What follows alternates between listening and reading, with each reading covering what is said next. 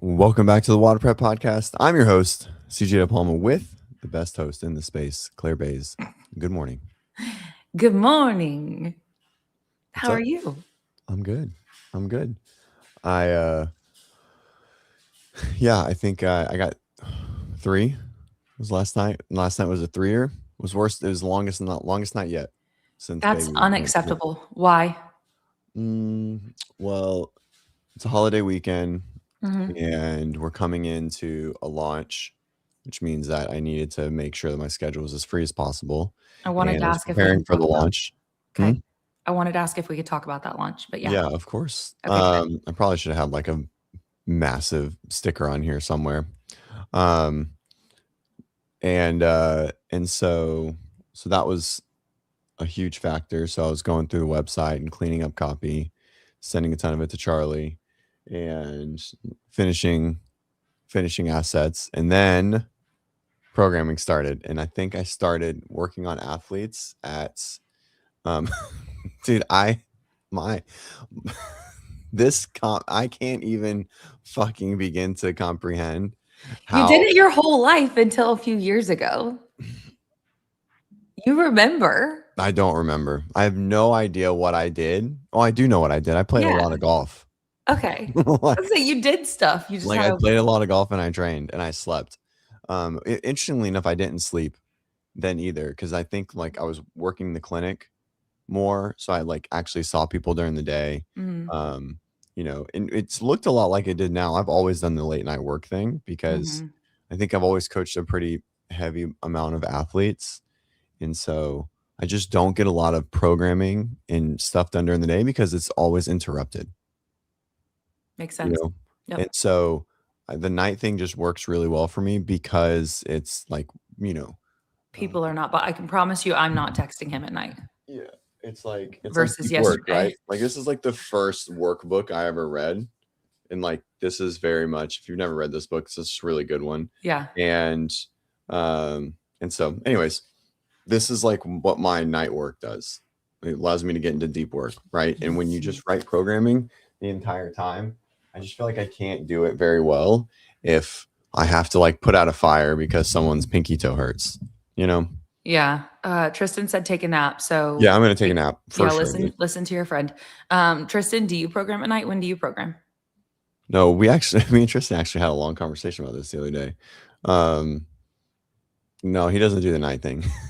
He actually is trying to make sure that he said, based on our conversation the other day, he was talking to his wife. He goes, "All right, I want to make sure that when we have a little dude, my life doesn't turn into CJ's." That's what he used my name Oh in his wow. life decision. And I don't know if I should like feel honored or sad, but it's okay. Yeah. I Yeah. don't know. I don't Yeah. know. I mean, I worry for you, but it's fine. You're gonna do what you're I gonna had do. like I had like I 3 know or you're 4. not about to say I had 3 hours of sleep and like be like, that's good. Shut up. I had like 3 nights of like almost 7 or just over 7, so nana boo boo. That's good for me. That is good. Yes, I'm grateful for that. No, I program during the day mostly, but I will set my phone on do not disturb and check it between athletes so I can be focused. It's just like, it's not possible. A different plan. You say it's not possible. It is possible. He's doing it. He just chooses to go that route and you don't. I just don't think I have that time doesn't exist during waking hours for me. If you put your phone on do not disturb, it would exist. You have it currently structured so that when someone reaches out to you, you are available at like very quickly, and that's your choice. I mean, I do, but I just don't think those are like, okay, so say I do that. I don't know, I have a meeting that's somewhere. Mhm, Bennett's up at 8:30, then I mhm. have until 9:30 or 10. So there goes 10. And then I'm with Bennett from 3, like once nap time's over, I'm with Bennett till he goes to bed. So that's 3 to 8, or 3:30 to 8. Yeah. And yeah, I don't know. I mean, the do not disturb in real life, that's different. Like you can set your phone on do not disturb, but obviously you cannot set your child on do not disturb. Right. That's You can different. try. You can try, and then the door is right there, and then it's like I hope everyone heard all of that. Oh, we definitely did. It was we got the point. It That's wasn't too exactly crazy what though. happens. That's and then he's Sounds so like an funny now. animal's, like, clawing through. Yeah, so, like, he has really good memory, and so when it's locked, he'll be like, "Daddy, daddy, can you let me in? I wanna play." And I'm like, "Oh my god, how am I supposed to work? Like, what am I supposed to do?" Yeah, that's so tough. And then I'm like, "Who is it?" I'm like, "It's me." I'm like, "Who's me?" I'm like, "It's Bennett. Can we play?" I'm like, "All right. What No. is sleep? Come on. Oh Let's my. wrestle." So, um, yeah. Um, yeah. Anyways, I think last night was okay for Perrin though. And then William just isn't sleeping that well either. So like we've had a Mhm. little bit of, you know, back and forth. I felt bad yesterday. So uh I I went to bed at like, I don't know, 10:30 and I ended up at 4:30, not from anything, but I just couldn't sleep. My mind was racing. And so I just went up and went to the gym. Actually did class for the first time in like a couple weeks, which was nice. It was a good workout. Heck yeah. And and I cold plunged, and then as I was like, I in the if I cold plunge in the morning, I gotta take a shower, and because I can't regulate at all in the Mm. morning. Like Mhm. I'll shiver until it doesn't matter. Like it's just I'm just gonna shiver no matter Yep. how many layers or whatever I put on. I So have I took kind a of a quick funny shower, story about that.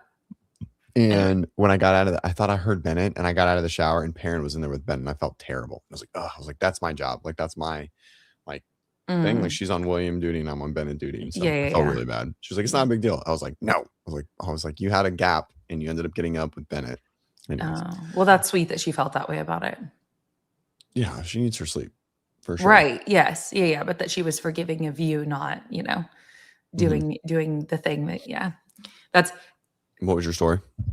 well, I don't know that it's actually that good, but I enjoy cold plunging. I actually haven't done it much in a long time, but I've gone through seasons where I've done it every day and so on. Anyway, and like every morning first thing or Mhm. whatever. Anyway, I remember this was years ago and I was in one of the cold plunges for a brand and doing like marketing stuff. Anyway, we had me in there for filming different things for probably 10 minutes and we Nice. were just dumping ice and just whatever. And then eventually, like someone else was like, "Hey, you should get out." And I was like, Mhm. "You're right, I should get out." My bones were cold for so long after that. Like I just Nice. remember shivering forever, Mhm. even after like a hot shower, et cetera. I was like, Yep. okay, yeah, maybe that was too long.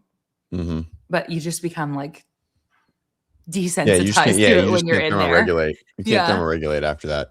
Yeah. Yeah, I get when I'm really consistent, I'll get up to like 7, 8, 9, 10 minutes. And like if I do 10 minutes in the morning, I just like my day just delayed by an hour minimum. Like it's just an hour. Like I'll be 30, I'll like run all the hot water out. Yeah, that juice is not worth the squeeze. Yeah. Um, On the fence about getting a cold plunge. I mean, let's see, what does it say? What real world benefits do you see? I like the studies, but real life. um, yeah. So I think for me, well, I'll tell you my reasoning, right? And my reasoning is dopamine. Like I have a wicked dopamine addiction that I cannot curb because I can't train hard, right? And um you can only like curb it with food all the time without feeling like a piece of shit. And so Yeah. like it's my healthy dopamine addiction across the board, Yeah. right? Like and when I feel like I need to do something hard, I stay in longer, and that's where I think it helps me the most, is like curbing screen time and you know, uh, glutton, like just like all of like those things, like that's where it helps me. And if I'm Mhm. really not feeling a bunch of caffeine either, definitely helps me like get up and get moving. So that's like there's the finding something really hard to do and just doing it. Mm. That's my reason. It's not anything other than that. Um, I do like it if I actually am training pretty consistent. I definitely feel better. I mean, I feel better when I cold plunge across the board. I get leaner too.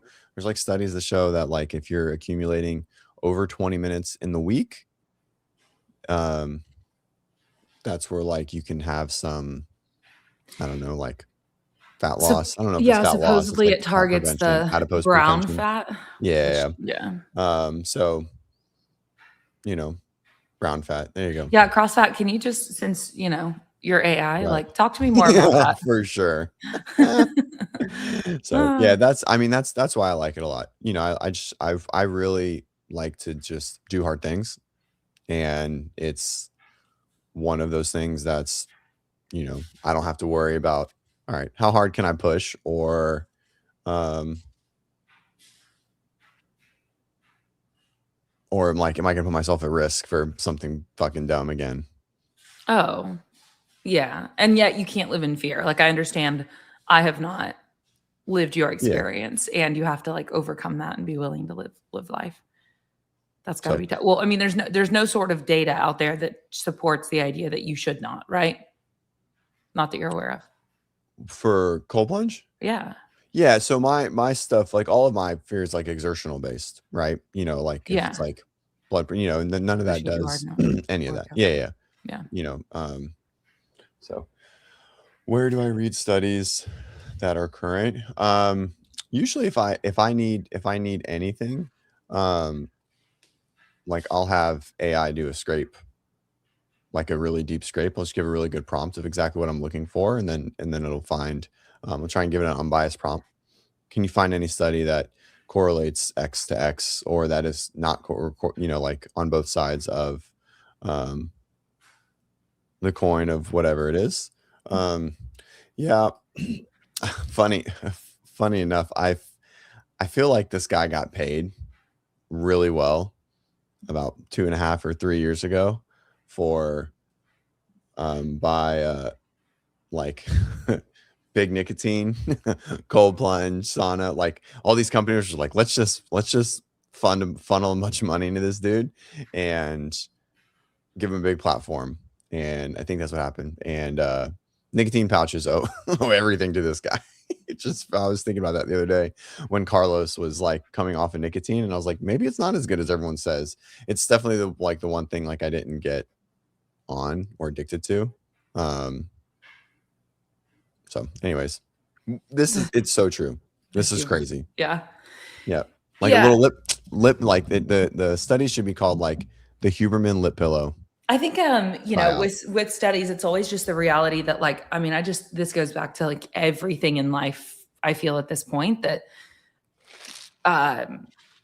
don't, like, you just don't trust things, so no matter what study even AI comes up with, then it's still, I feel, for me, my responsibility to dig deeper about whether, like, where's that study coming from, Yeah, you always have to know who who funds funded it. it, etc. Yeah. And so it's a wild world out there to try, and like at the end of the day, you have to be your own guinea pig with things that resonate with you and test it yourself, assuming that you've done your own research and feel like that's a reasonable thing to do. It's just, yeah, it's a wild world out there, and you'll have anything confirm any idea that you have, and so on.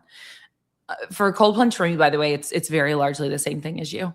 I remember the first time I ever cold plunged, and afterwards being like, I don't understand why more people in recovery don't like do this, because this is a really cool, safe way to feel high. Yeah. Well, that's the desert plunge guy. Like that's his whole story. He's in recovery, and Yeah. cold plunge is like what like helped him maintain and drive through sobriety to now. Yeah. Which I feel very confident that would not be a sufficient thing. Like, I need other resources personally to recover well. Talking about, alcoholism and so on. Yeah. But it's a cool tool to put in your tool belt, I would say. Definitely. Yeah. For sure. Yep. Okay. So I've got a few things, nothing too crazy as far. Do you have anything for the agenda for yourself to talk about today? I don't know. Oh, I'm putting Reykjavik through a team sim this weekend, which is sick. So wait, they're on day two. No, they're on day right one. now? They stay 1, 3 days. Okay. Yeah, we're just gonna go 3 days. I can't. There's probably gonna be 12 events. So in 3 days, like it's a lot. Day 1 is 5 events. So, it's like all out of the gym. It was so cool. It was so fun riding it. I was just like, all right, how can we grab a bunch of cool shit and, give them a good stimulus, even if I don't think they're going to see it. They've been doing so much work on the worm and synchro work. And I was like, let's just give them some fun stuff so they can have a good time and get out of the gym a little bit. And so anyways, it's Can you talk about anything that you feel is fun that you programmed for them? I don't know. I was trying to think about it. It's probably fine. I don't think it matters. So anyways, day one is very much a 2018 vibe where like it's like 4 single modality tests, and then I guess it's really 5 single modality tests. Yeah. So it's a swim, it's a bike, it's a run, and the bike is 2 scores, and it's a rope run. And they're in Iceland, which means rope run, meaning that they hold a rope and run together. Yeah. And and then how is the bike 2 separate scores? Teams. There's just two bikes in a team, like a relay. It's a 2-person relay, 2 scores. Okay. And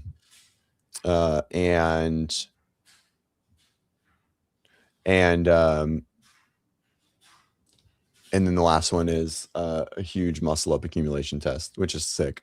It was just fun. Fun to write. And then the following day, Saturday, is done, and I have to write Sunday today. We'll see how beat up they are, but I'm excited for it. So they already started.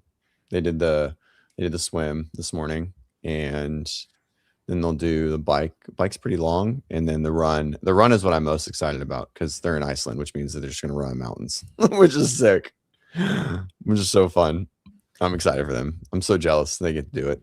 Wait, say the last thing again. They're in Iceland, so there's just mountains everywhere. Yeah. They're just like, I'm like, hey, can you guys run up like a very steep thing? They're like, oh yeah, I got a mountain right there. And they just like on the phone, they're just like, there it is. And it's like it's like kind of like being in like Eastern Canada, where like you're just like, huh? Have you ever been over there? No, but it's like it's very much on the list for like a seminar series over a couple of gyms or something like that. Oh, I used to do a seminar on training through pain. That was like my thing. Yeah. And I know I can fund a trip over there for the family. Okay. Heck yeah. Well, listen, I don't know what my role would be, but like I'm down to, figure out how to contribute sufficiently to go. That'd be so fun. Catching up with the episode. Hi, Jason Bourne. That's okay. So that's cool. All right. So they're on day 1 right now.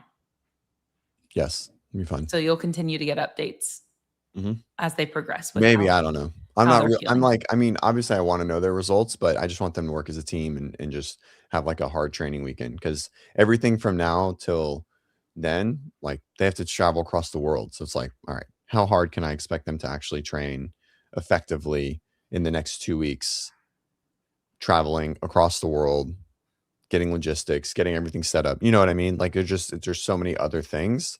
Yeah, let's dive into that a little bit. So then what does that look like when they travel? Because I mean, you say, it's not Australia far, right? Like it certainly is far, but it's not that. So, yeah, I mean, I think everyone has that difficulty. And I mean, it's still like 12 hours, I think, of flight time. And so that's tough. And, it's like 4 people traveling together to stay together, finding a house, finding a gym to train at, finding implements, getting a training schedule, and so like, coming through customs, like all of those things are taken into account. And so, I feel like we can only ask so much perfect training time for them. But I mean, what is that, like a 4-day period, or is that longer? It's probably only like 2 days. Okay, that's what I was going to say. I don't see it being a long time horizon. I understand, but it's an 8-hour. It's a lot of time zone travel. Like I'm not diminishing that. So it's an 8-hour. I think it's an 8 GMT is 8 hours to PST. Okay. Maybe 7. I think it's 7. So it's a substantial. And so I mean that's big, right? Yes, it is. Yeah. So this is something that's a good call out. Yeah. On the east or west coast. Like the world wraps, right? Yep.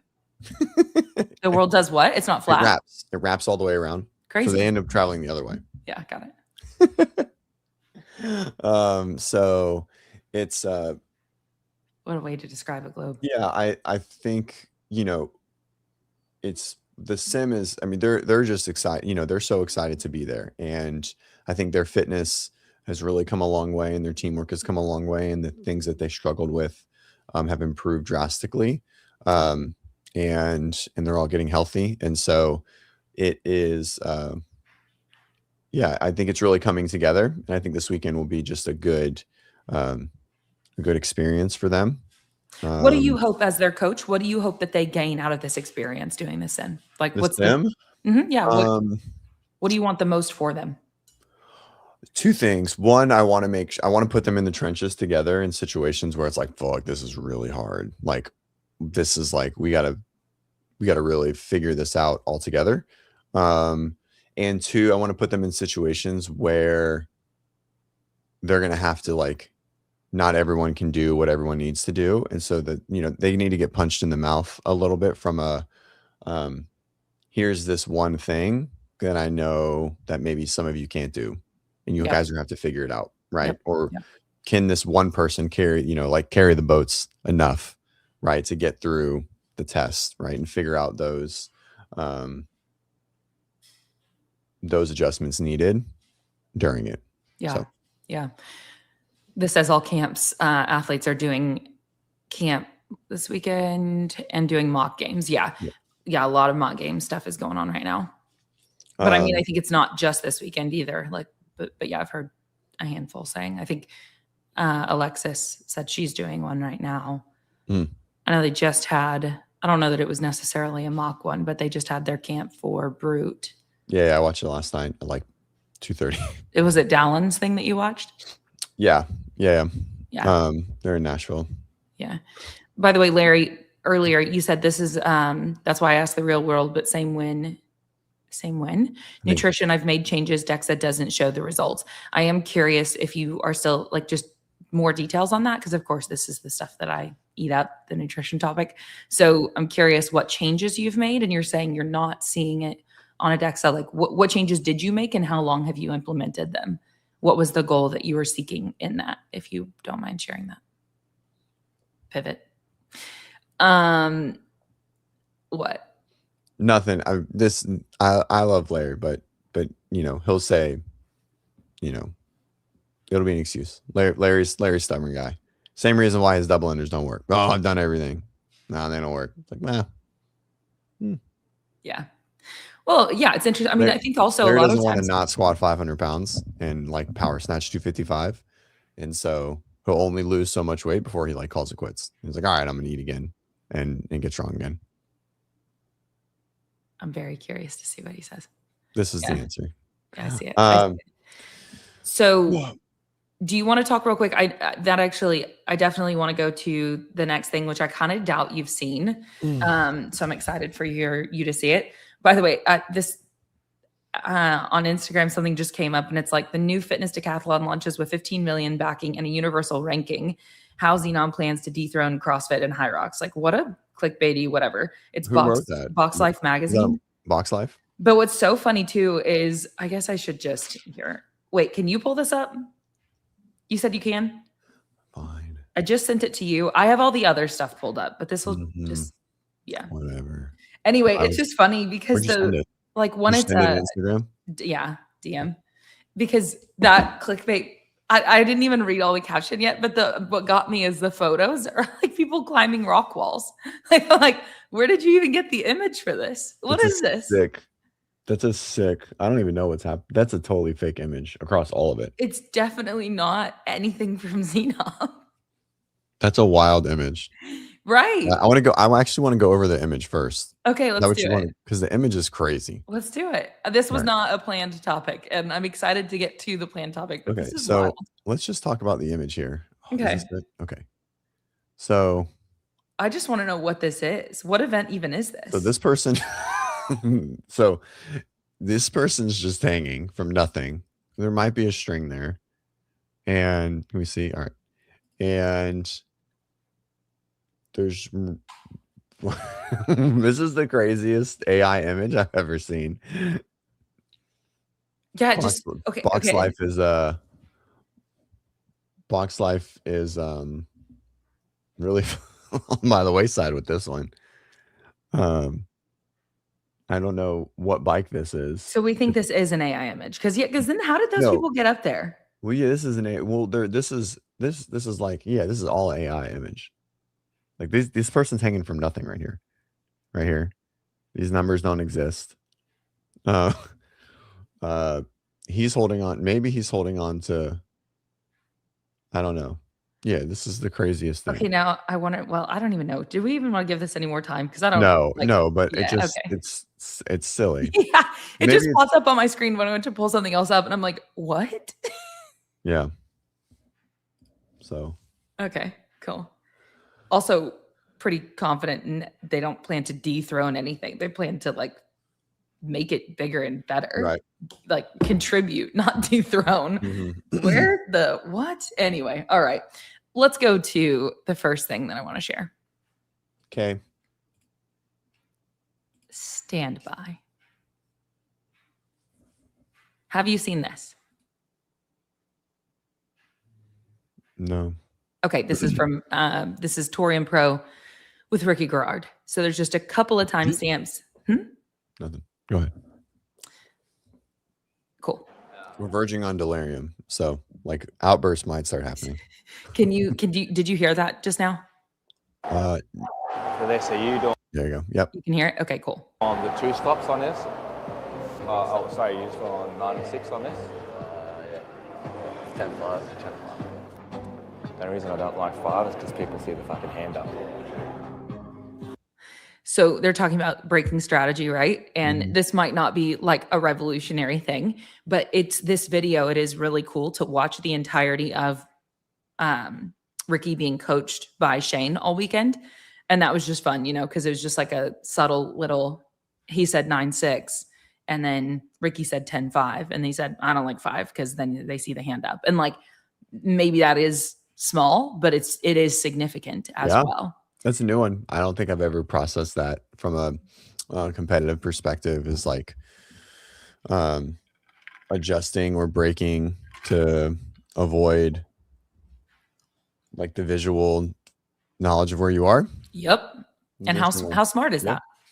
that's good. I like subtleness like that. That's cool. Yeah, it's so good. It definitely was when I heard it, I'm just like, yeah, I mean, when I get the opportunity to be on the floor, I'm the storyteller. And you Mhm. bet that hand going up, the whole facility is going to hear about it, you know?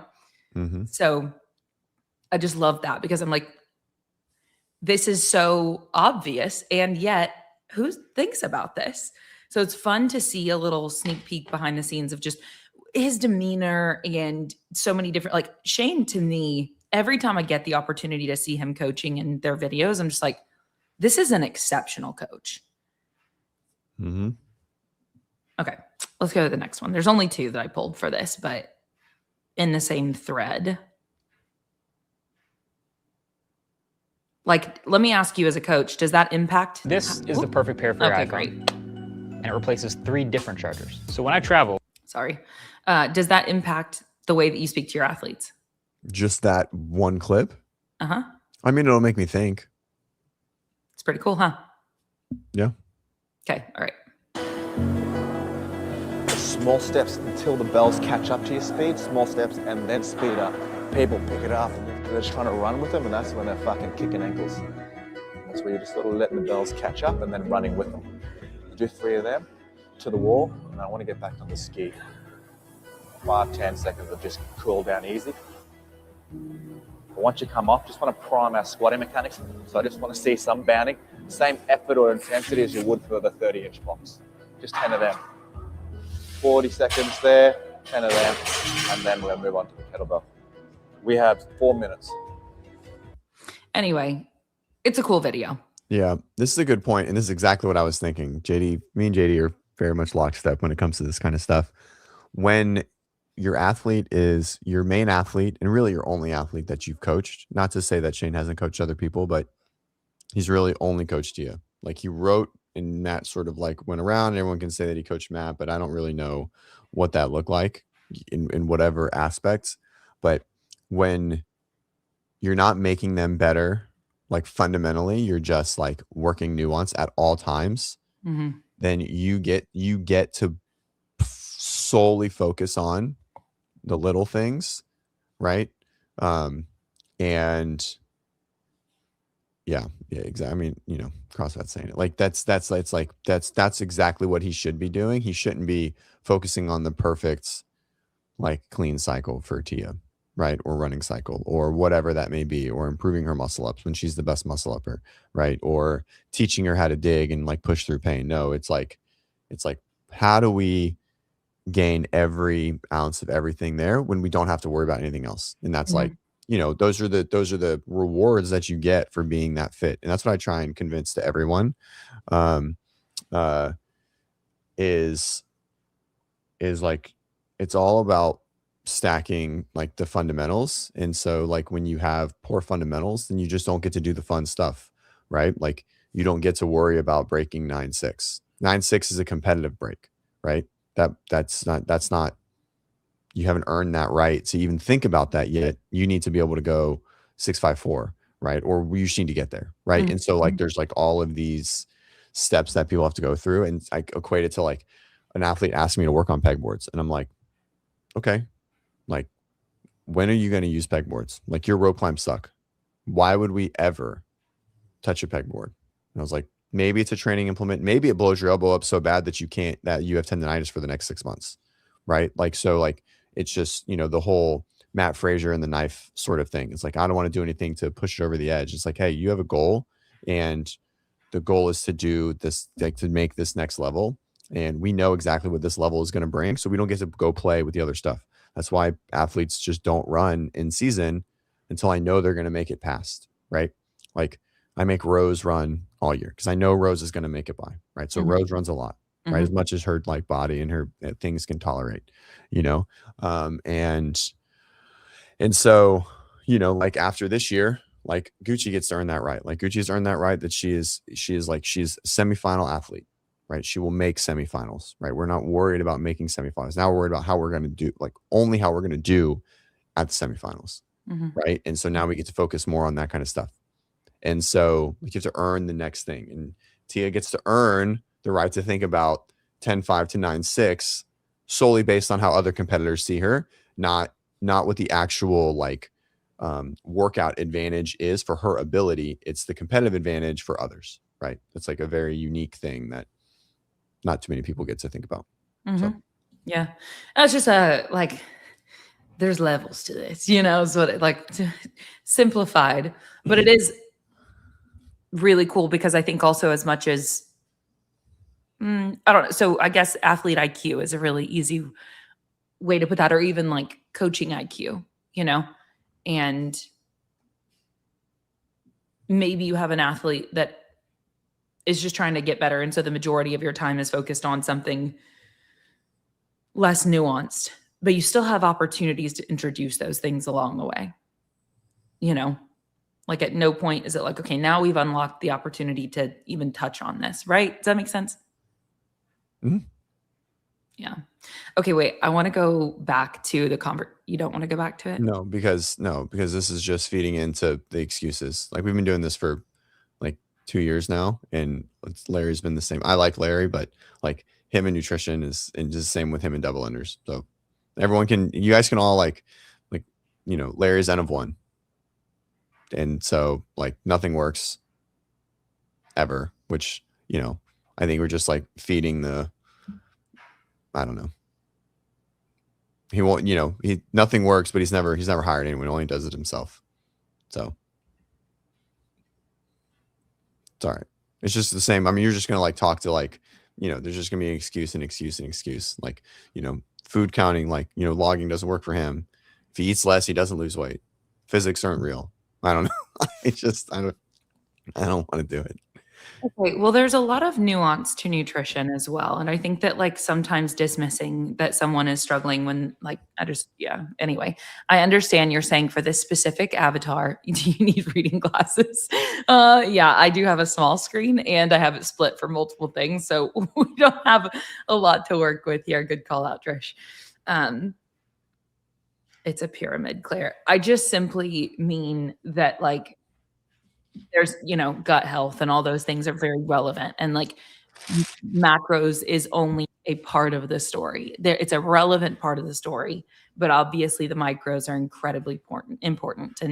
And checking your biomarkers, shout out CrossFit Medical Society. You could do that there anytime to see like all these different things. And then you can get a GI effects. I know I've talked about that, but so that you can actually see the status of your gut health. And like, I mean, it was incredibly important for me to learn that and see doesn't defy laws of physics. What do you mean by that, cross fat? Like what?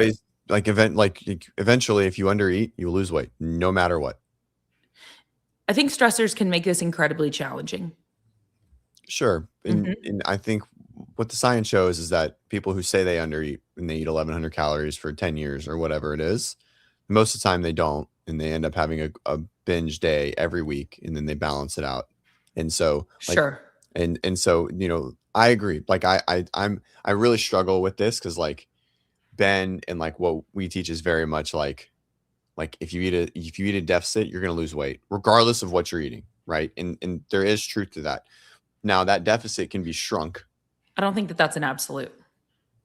I don't believe that's physics an absolute. Says it has to be an absolute. Also, but like then we're pulling from numbers that we like. How are you going about testing now? Like, are you doing a true RMR on yourself, or are you just like using some random calculator? Yeah. So this is where I'm getting at it. But if you are, so it doesn't matter how you found it. But if you are actually eating in a deficit forever, you will lose weight, no matter what it is. Now, what that deficit actually looks like? Are you actually eating a deficit? In general, like if I just didn't eat for 6 weeks, I would lose weight, a lot of it. Right. And so, it's like eventually physics is real. And I think that alters based on all the things that you're going to bring up in the next 5 seconds. And I don't want to argue about it like in general or what Vicky is saying or what I argue with Ashley about, right? Like reverse dieting and those kind of things and improving. And yes, I know all of those things have a huge role and I know it's not as 1-to-1, but eventually it is 1-to-1. And there's just like, if we're only looking at it like that, like we're missing a lot because again, food has so much more to offer than just macros and calories.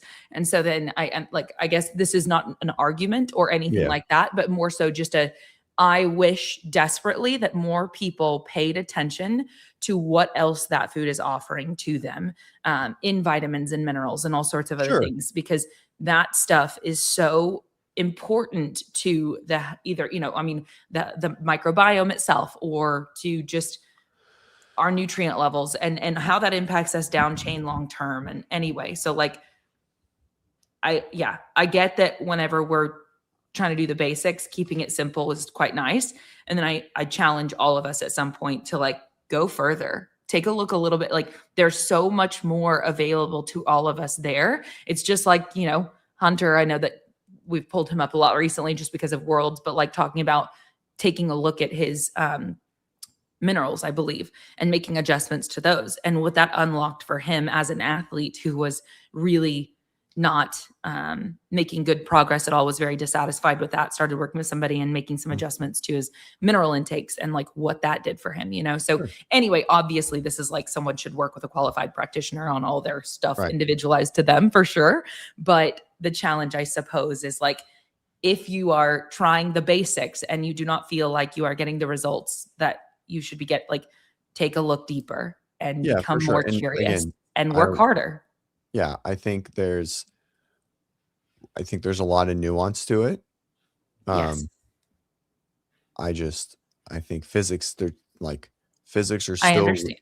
Physics are still real. So eventually, no matter what you're doing, if you actually eat at a deficit, no matter what your mineral whatever is, like you just can't sustain it. Like it will go away eventually, right? So that's shit. So Larry said he did lose weight, which is good. I'm glad he didn't say that, oh, I only ate 120 grams of protein and didn't lose weight for because I was like, that would be insane. I was like, did I eat 120 grams in like dinner every night? Yeah. It is. I just like funny for people to see the results that they are seeking, when it can be incredibly infuriating to think that you are doing all the right things and that you're not getting the results. And so it's like, okay, well, we have to keep digging. We don't give up, whatever. And I'm not saying he is right, but like maybe we have to take a look at something else and start to, I agree. I don't disagree with that. yeah. Because, yeah, I love it, Vicky. Vicky just texted me. Because, I mean, I'll take it a step further. So whenever we looked at there are too many opinions. Yeah, I mean, there are a lot of strong opinions. But looking at my microbiome specifically, we had the opportunity to look at mine and look at Jimmy's. And there was a lot going wrong in both of them. And it was very different. Like the toxins that we were both exposed to had different impacts on us. And one of the things for me was that, like, I was not producing very much stomach acid, like, at all, so there's just all sorts of stuff getting right through there that shouldn't have. And that is something we wouldn't have known without looking at that lab work. And then there are ways in which to go about, getting your body. Anyway, it's a very empowering thing to get lab work, whether it is your blood work, biomarkers, or it is something like a stool study. When it comes to, okay, I feel like I'm doing the right things in my nutrition, but then again, I mean, a lot of people think they're doing the right things when they're only looking at macros and they're just still eating, foods that are frankenfoods, if you will. And that can be a very infuriating thing. And it's often less effective than we want. Anyway, cool. Okay. I'm sure that was your favorite thing to do, but I want to see people get results. Okay. Let's see. Maybe let's go here next.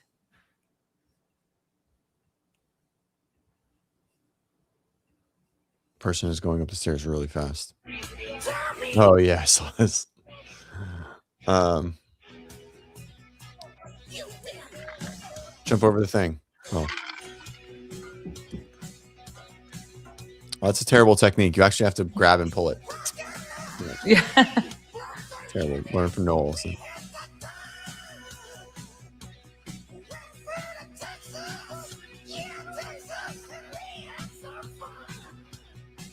Oh, I hope there's a fucking O chord.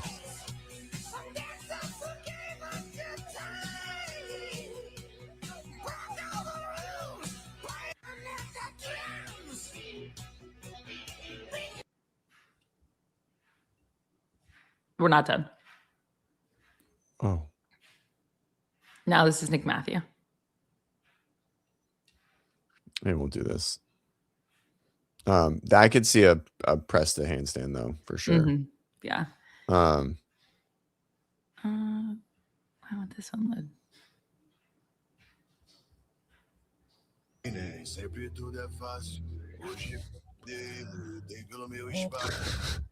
Every time I fucking see this guy, he's just doing all the shit that I just feel like, wow, you're really fit, Guy. You're still doing things that are under 7 seconds. Just go run, dude. Go run and swim and stop working on your fucking explosive power. This is actually okay. So yes. Oh my God. But we also don't know what else he's doing, and this is the stuff that's like a wow factor for him, So yeah, it is. And I would imagine he's probably doing a lot of burpees and things like that too, right? I don't know, maybe.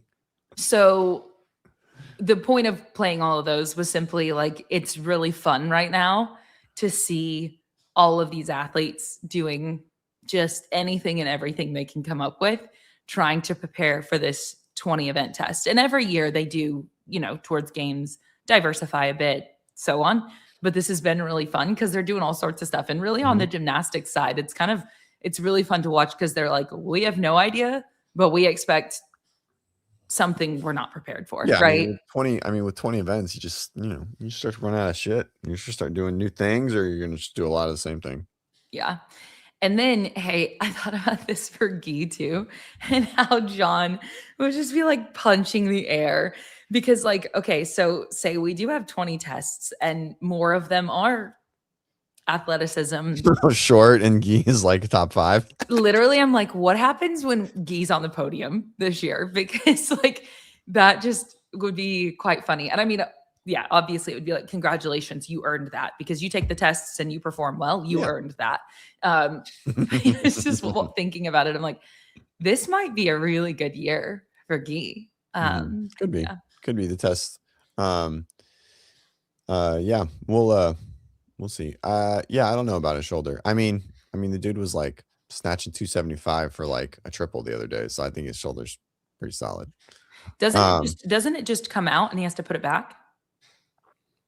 We're just gonna assume that it doesn't happen ever like that. I don't think he has that much. People that say that just say their back slips all the time too. That's just like fun, dumb things that people say that like, oh, my spine's out of alignment. It's like, no, the fuck, it's not. Shut up. So what does happen with the shoulder when it dislocates? I mean, if it actually dislocates over and over again, then he has a ton of laxity and it will continue to do it more and more and more, and he will have to get anchors for surgery. Now, if it is just really hurt, which is more likely. Now, it could have came out once when he did the ranch thing. But I don't think that his shoulder is actually leaving the capsule, even subluxing, right? So the term you hear would be sublux, where it like comes out and in on its own. A dislocate would be out.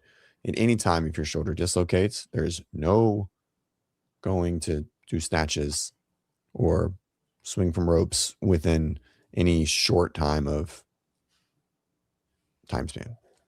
So, yeah. Yeah. Same thing with people saying like, I got a rib out. I'm like, no, you don't. Those things don't happen. That's what Bill Leahy said in his interview with Hiller regarding what happened at NorCal. He said it was like protruding, and that was his thing. Yeah, I mean, that's a full dislocation, right? But that's not what people say. They just like, oh, I got a rib out because they got a lot of back pain and at a single spot in their rib.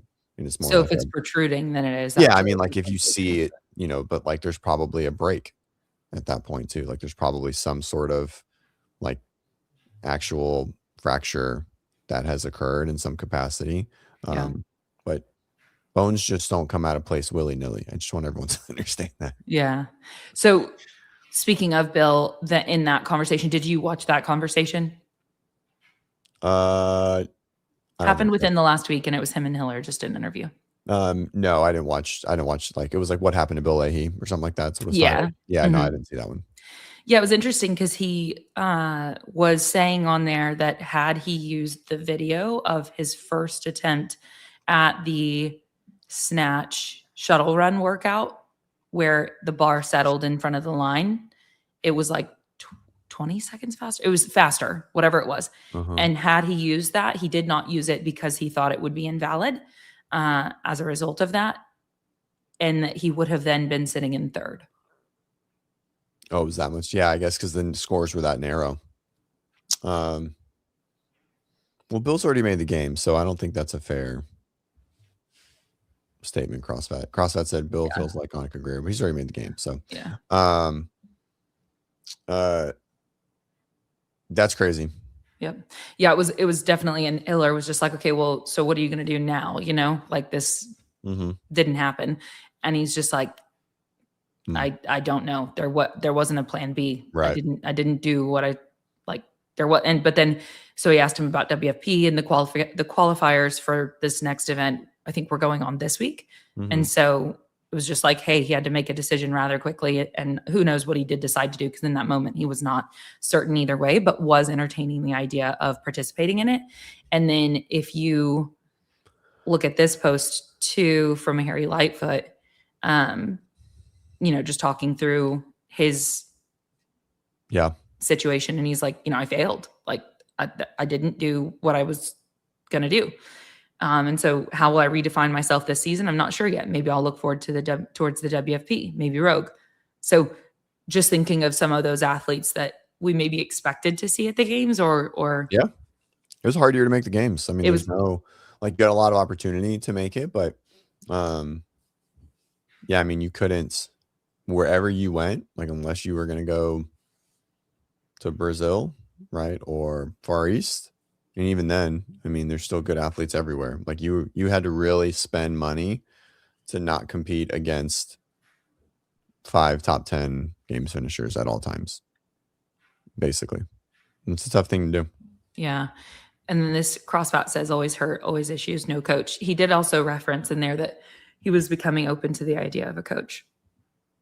He expressed something Perfect. I'll the send him effect. a text message. Maybe he's like, I don't want to go to a big camp. I'll coach Bill. Yeah. Yeah. Hiller was like, well, would you work with, I think he said Matt or Elle, one of the two. And he was just like, he fucking said brute.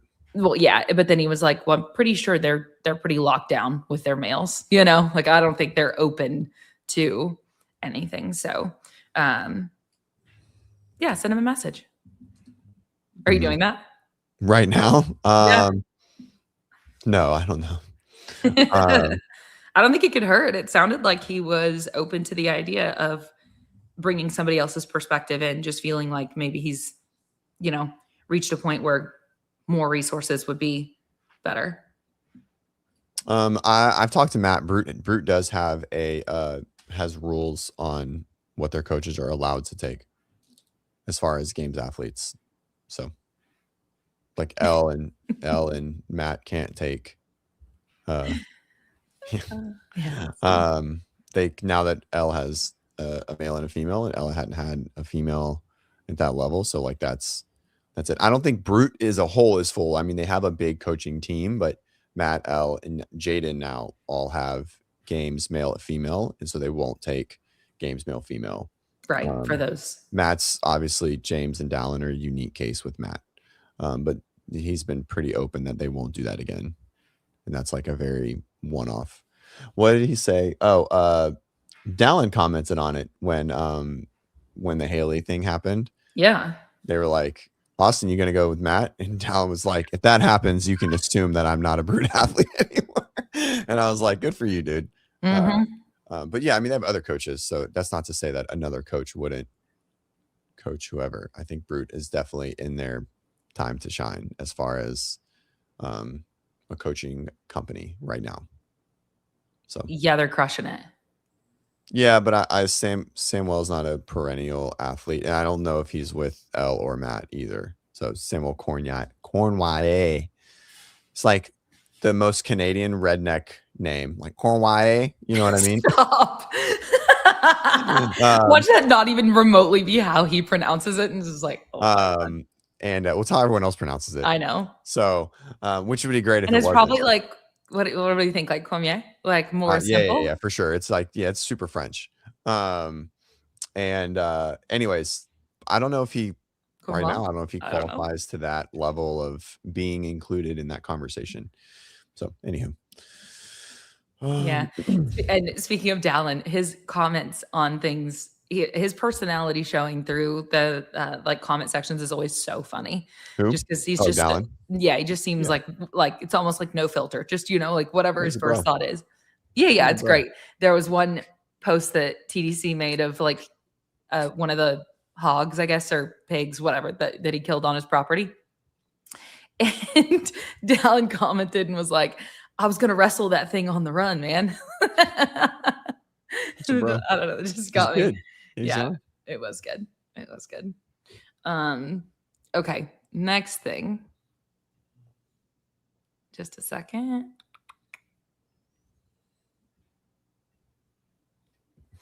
Hell yes. Finally. There's like just some of the things. So I have some things I don't like so far, but just like, hey, you want to do a workout that's not a fucking run. This is it. Come do this. I hope they do more of these. I hope this is like Thursdays, and then they do Fridays, and then they do Saturdays. You pay $10 and you go do the thing, or you do it for free, whatever.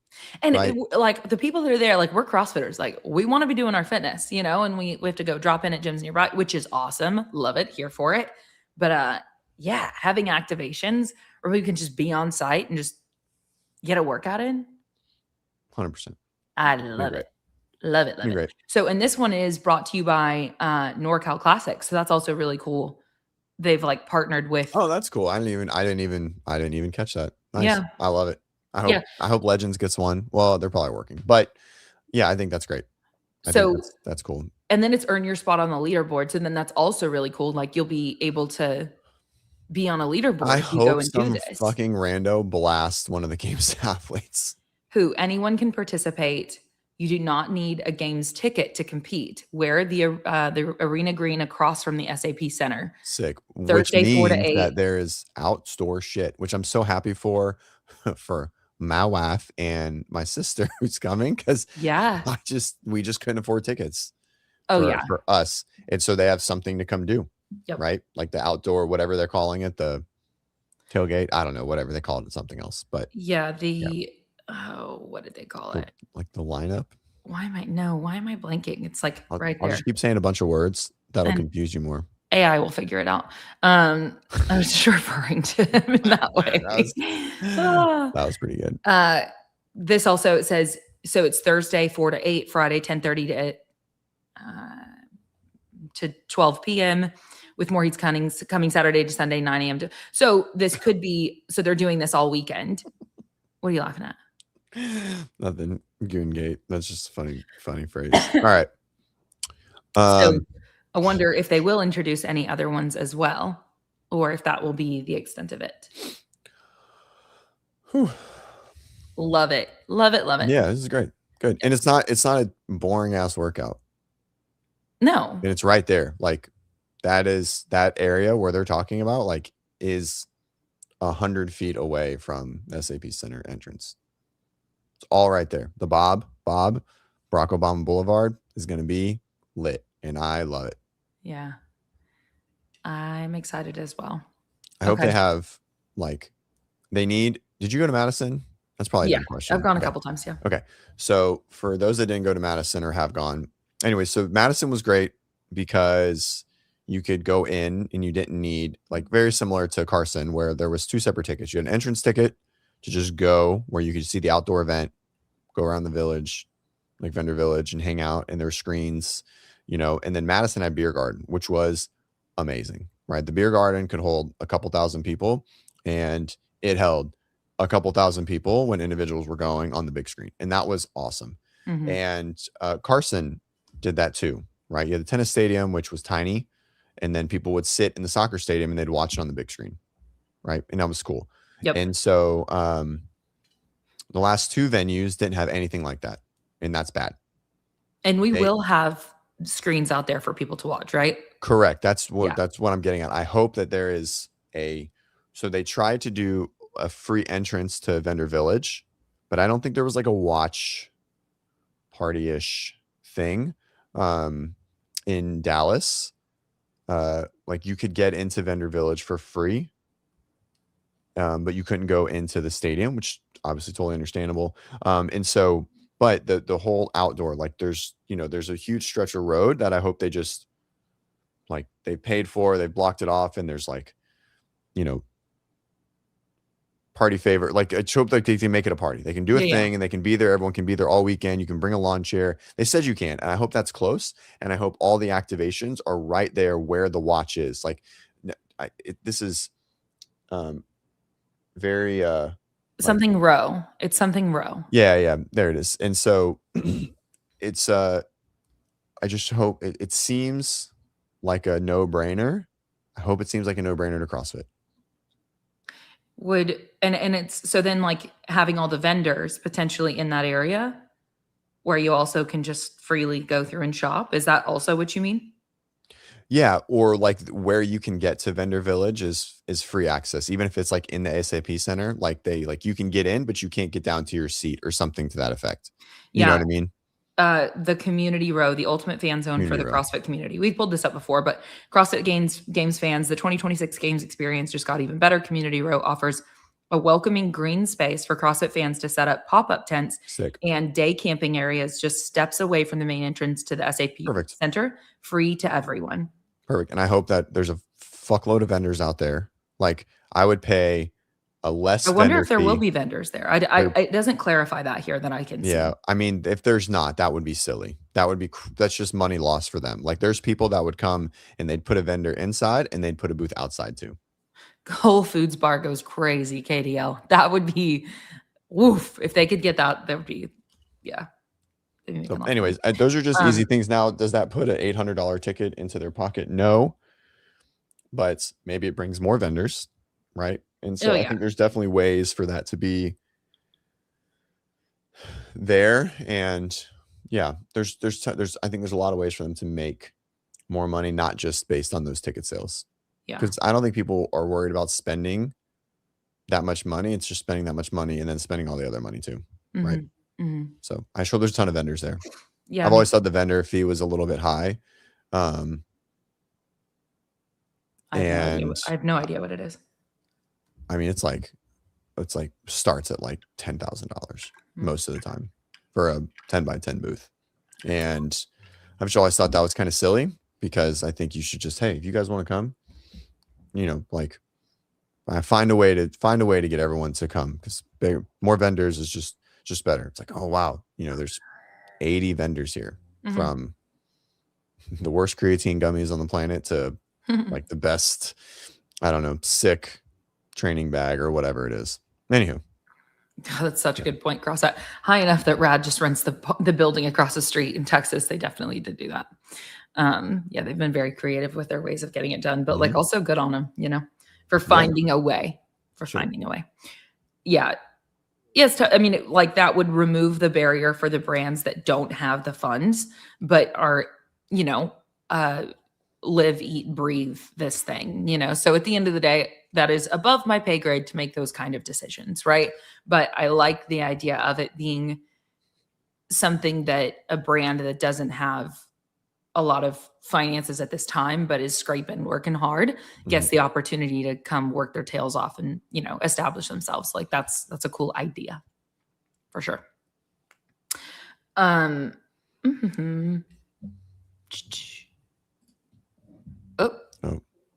put it back. What do we think?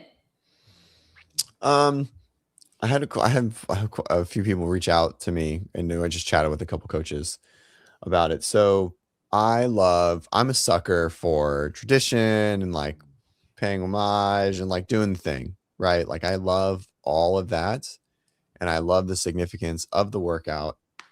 The workout itself is a little bit of a dud. Like it's just not a great workout overall. It's hard.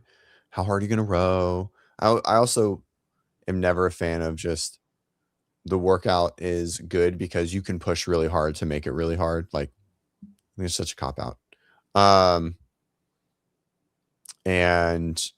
But I think event 1, having 125 pull-ups on a copious amount of bicep fatigue is a real, like, oh shit, there's going to be some survival aspects early on with hand care, and like eccentric like just pure bicep muscle endurance. And so,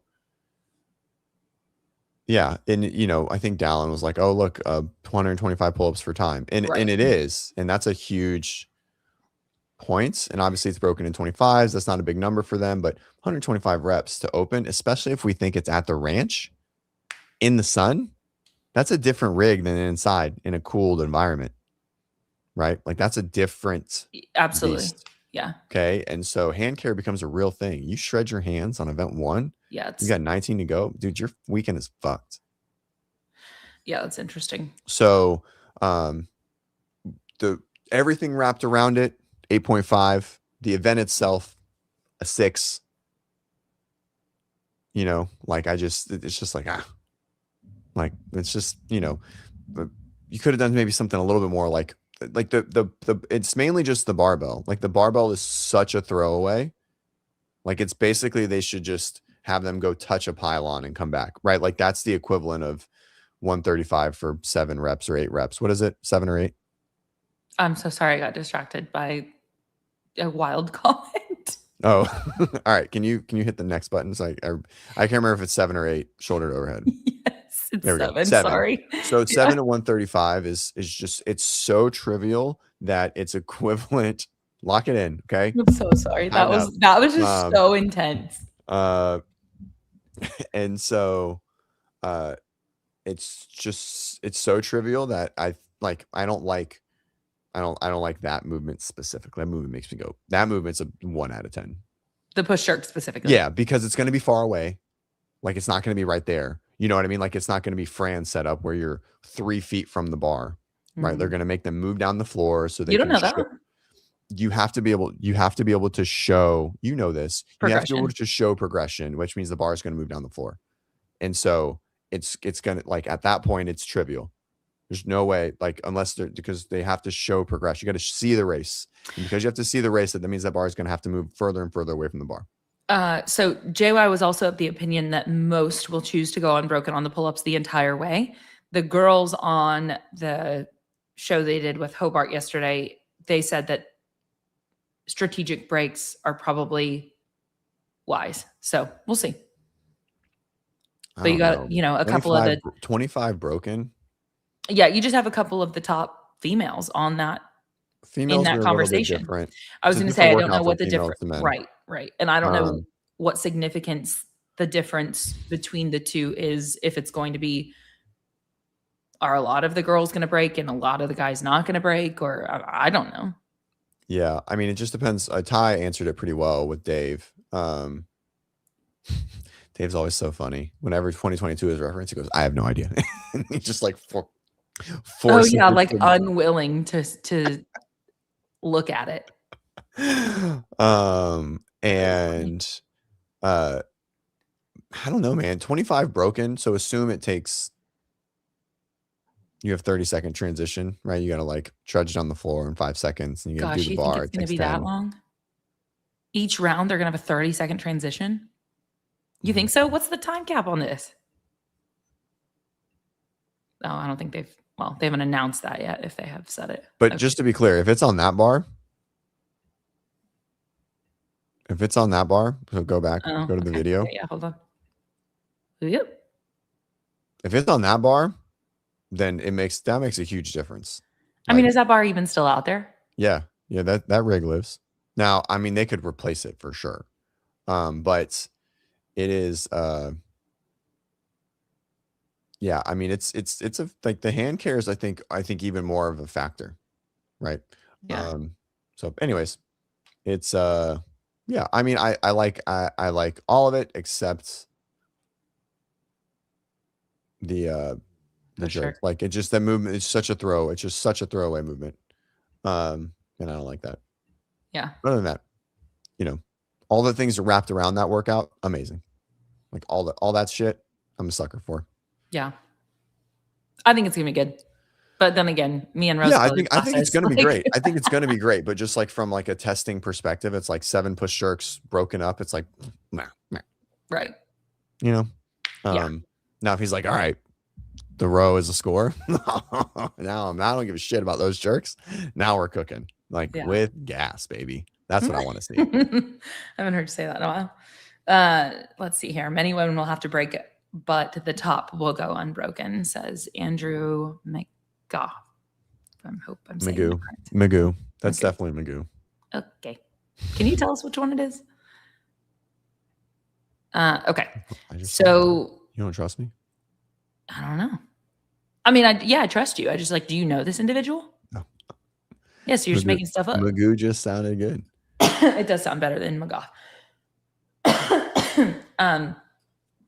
McGow. Okay, so neither one of us got it right. Way closer. All right. Well, we tried. Way closer than I thought I was going to be.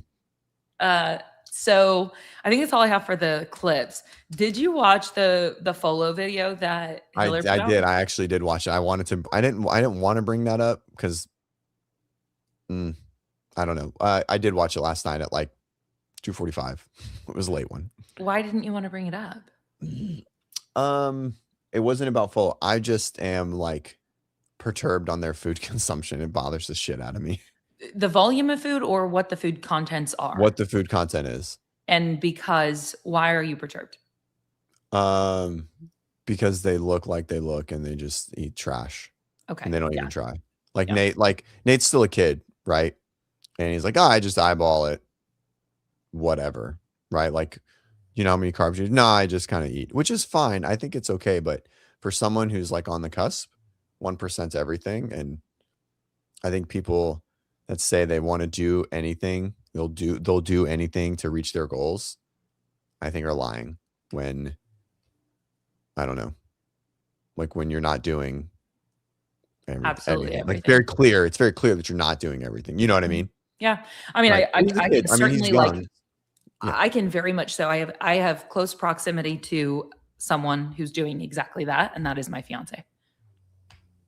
Like his, Oh, and all I mean by you that mean is like the one, like finding every 1%. absolutely. Yeah. Right. Yeah, his life is literally dedicated to like, Yeah.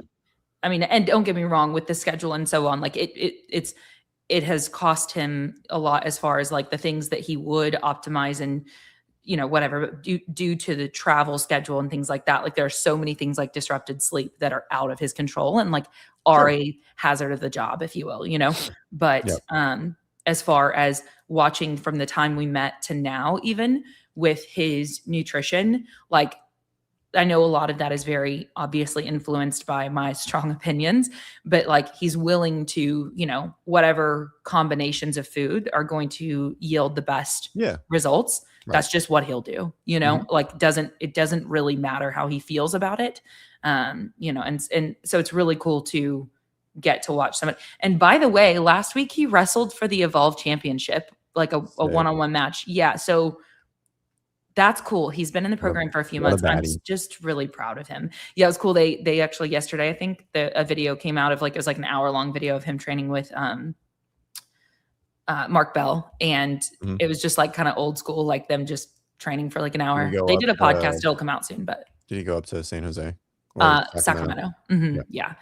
And that's super training, right? He's a kid. So hold on, just pause or take it. 20 years old is a kid. He's a kid. At 20, like that's a kid, even in the sport. Like if you are the youngest person vying for this spot, like, I mean, I think that's like the definition. I mean, yes, he is an adult, but like kid meaning he's not 30. He doesn't have like his only responsibility is to get to the CrossFit Games. Like that's it. Yeah. So I don't know. Anyways, that was like it. And then, like Folo is absolutely peeled to the bone, looks like a Ninja Turtle, and is eating like flapjacks pancakes for breakfast, pancakes out of a plastic container. I'm like, just make Kodiak cake. Like if you're just make Kodiak, it takes 5 seconds, throw an egg in it.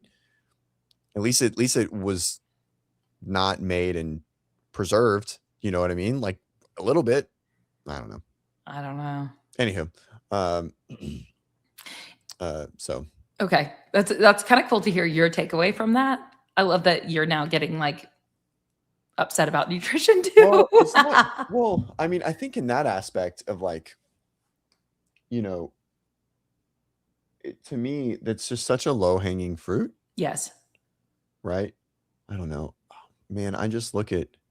Okay, well, I agree with you. And it's also interesting because if you look at some of the top performers, like not all of them are eating super, super clean either, so then it's almost like, okay, so his, I don't want to say heroes, but like the guys that he's looking to compete with, and he's just missing for small reasons consistently, but so far. But either way, like, there's plenty of people in that echelon, if you will, that are also not that dissimilar from his.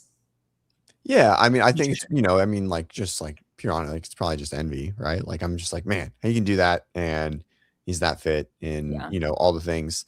It is interesting to think about if you didn't have to, like, if you got the results that you wanted with less effort, would you then like, that's something I come back to all the time personally is I'm like, I have to work really hard at this nutrition thing, really hard at it. Of course. I mean, and there's no doubt that like, you'll find the easiest way. Yeah. And so, and it wasn't even that. I think it was just like what their life consisted of. It was like, we're just going to move and hang out with the significant other and just train. And that's it. It was just such an interesting thing. Like, I don't understand. Like, I don't know. How do they make, I guess they make money on sponsors. I mean, it looked like fun. It looked like they were having a good time. Yeah, they did. They were just having a good time. Yeah. And, her health stuff was wild though. Yes, that was very bizarre to think. And then like she said that I think she was saying 3 times this year alone, we're like going to end her season repeatedly. Just like, oh, it's done. It was all the same general idea. She did say it was 3 separate times. So like during the open and then during, whatever. Okay. She said 3 separate times. Yeah, I think because things came up, she just did the next thing. Uh-huh. But it was all the same thing. Like it was one episode, like it was one thing, and she would just have like flare-ups or like regressions of what she felt, but it was all mono. So wild how like bad that can get. Yeah, it's wild. Let's see. Where's is Philo still Misfit? I have no idea. Do you know what her? She has a new coach. I know this. I think she's HWPO athlete. Oh, really? Yeah. Do you Tega says no CrossFit. Do you know Tega who she's with? HWPO athlete. No. Yep. Huepo. Yep. Yeah. Oh. Tristan knows all the behind. So who's her coach there?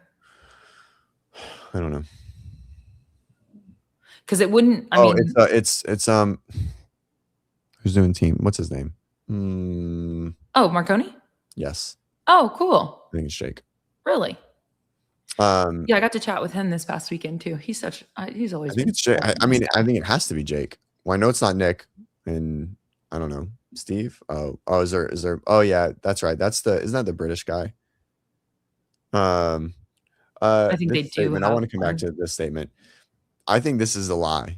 I don't think now maybe teenagers that are doing a really like making the push. I think most of them probably have like good parental help, but after coaching Gucci for the last couple of years and seeing how an aspiring like sponsored athlete full-time athlete lives in this space, I mean, a lot of them don't have money, right? Like they are not making money. They're living at their means, at their lowest means to train as much as possible. Yeah, there's even, I wish I had like a one in mind that I could just pull up, but there are multiple people who use their social media page and they're like, pursuing this aggressively and sharing like it's a storytelling, using their social media for that purpose to like say like, hey, I'm super broke and here's how many times I'm competing this year and here's how I get it done, and cheap nutrition and all the different lengths that they go to. I really wish I had one in mind that I could just pull up, but yeah, you definitely see some profiles of people doing exactly that. Wild. It's crazy. I think there's this so I think CrossFit maybe is, I guess, like what I don't want to, I feel like it's like bad. I don't know what level of poor, right? Like, are we talking like outright poverty, or are we just talking about like, yeah, they're just like, no, I think he's saying that like most of like the ones that are his age could like live at home. That's what he's saying. Live at home and like train, and their parents will help them like reach their goal. That is the case in many, if not most, sports for athletes trying to make it. That's not unique to us. Many. Yeah, I think. They're broke. Most of them are in college, so like I think it just depends on like football players are not living at home trying to make it. I mean, many of them are. They're in college on full scholarship, or unless they're a walk on, and that's a very unique case. But like college sports, I don't think that qualifies for. They're like at school playing on the team, and then afterwards there's no afterwards. Check the NBA draft before NIL. Do you understand what that means? Yeah, it means that all those kids they live at college. Like there's no family, like there's no money. Like most of those kids are very, very like actually poor. The college is like their income. Yeah, it's just sports that have I'm not saying real sports. CrossFit's a real sport. Yeah, it's not a traditional sport. And so like they get their money and their livelihood before NIL. They just get it from living on the college campus. Like their family is not supporting them. Right. So unique to non-traditional sports. I thought it was a methodology. It is, Trish. It's just both. We just do both. We do both. Yeah. It very much so is. And that's what matters for most of us. We're just entertained by the sports side so much that we don't shut up about it. Unless it's the U and then we hide the money. I'm at Miami U? Yeah, I guess so. Yes. Oh, yeah. Please try to read the comment out loud you're responding to for only listeners. Sorry. Yeah, I've been trying to nudge us this know. way. I'm sorry when we miss it. But we definitely do. Trad sports. I hate that fad. That it's I don't know called what that trad. means. Trad is like the trad wife or like trad mom. It's like traditional. Trad is like the Gen Z for traditional. Okay. Okay. Well, so that's for the topics. We did it. Let's see. I don't really know if this would be maybe, we pulled just a second. I'll share this screen. I just popped over here to kind of check out today and see, okay, so this is CrossFit Media, just go to crossfit.com/media. And there's the show with the girls yesterday. There's the show with Colton. What is this? CrossFit.com/media. Yeah. These are live. They put Girls Unfiltered on there. That's interesting. Well, because they went they're on the show. Okay. So they actually, I was like, that's weird. Yeah. They went on the CrossFit. Got it. Okay. Podcast. I understand. Yep. And then Virtuosity earned inside the first afternoon of a CrossFit Level 1 seminar, Tracking the Fittest on Earth, CrossFit and Work launched groundbreaking wearable platform, which we've of course been talking about that a bit already. Oh, by the way, guys, if you haven't looked into Work, like WODprep's been working with Work since mid last year. We had a big push during the Open, I think. Yeah. Yep. Go ahead. That wearable is dope. It's really good. Navigating the parent. Listen, okay, you know what? I'm trying. It is, yeah, it's really good, and it's wildly, it's accurate. Like, it does a really good job, and it's just getting better. So, anywho, I bought it just because I want to. You want to quickly just touch on like what's the difference between it and like a, I don't know, Whoop, Garmin, something. What makes it unique? It's nothing like a Whoop or Garmin. That's why I'm saying say that, because it's a wearable and that's where everybody's going to take it because it's so different. Yeah, it's a motion tracking, and so basically they've like with AI, you wear a wearable, and you don't have to set it up. Like, it just based on what you're doing, it will spit out movement rep, range of motion, time of rep, transition time, total reps, total time. It'll spit out this huge set of data parameter, of like all of your training, and it's pretty good. And you wear a sensor on your sternum, right? Yes, I think there might be a wrist wear too. It probably has to be a wrist wear. There's no way the sternum only would be. I think it is both. Yeah, you wear something on both. Yeah. I think.